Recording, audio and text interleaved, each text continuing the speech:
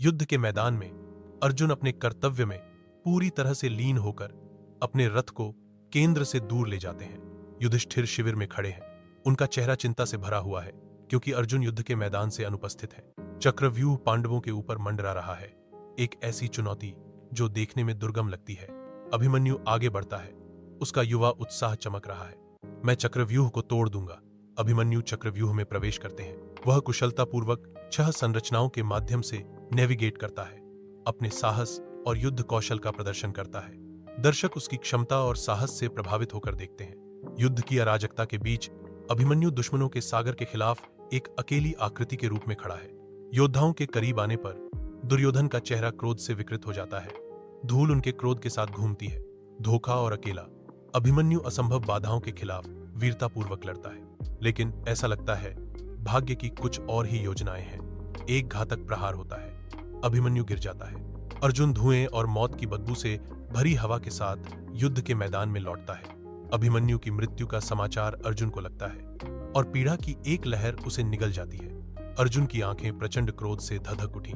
मैं सूर्यास्त से पहले जयद्रथ को मारने की प्रतिज्ञा करता हूं, अन्यथा मैं स्वयं को अग्नि में भस्म कर लूंगा। अर्जुन अभिमन्यु की मृत्यु का विनाशकारी समाचार सुनते हैं और शोक का एक तूफान उन्हें घेर लेता है। क्रोध ने उसकी विशेषताओं को कठोर कर दिया, दुख को एक ठंडी प्रतिज्ञा में बदल दिया।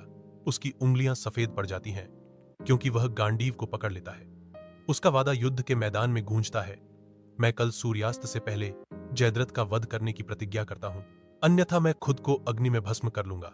सैनिक देखते हैं, उनके चेहरे डर से भरे हुए हैं। जयद्रथ दुर्योधन के शिविर में पहुंचता है, उसकी सांस उखड़ी हुई है और डर उसके चेहरे पर गहराई से अंकित है।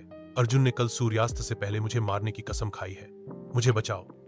जयद्रथ रोता है, उसकी आवाज एक हताश गुहार है।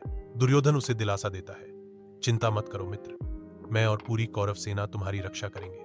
दुर्योधन अटूट निश्चय के साथ घोषणा करता है, अर्जुन तुम तक नहीं पहुंच पाएगा। युद्ध के मैदान में अर्जुन अपने रथ पर आगे बढ़ते हैं। उनका रास्ता कौरव सैनिकों की एक अभेद्य दीवार से अवरुद्ध है। क्रोध से भरे हुए अर्जुन तीरों की बौछार छोड़ते हैं, लेकिन कौरव सैनिक दृढ़ खड़े रहते हैं। सूर्यास्त करीब है और समय हाथ से फिसलता जा रहा है।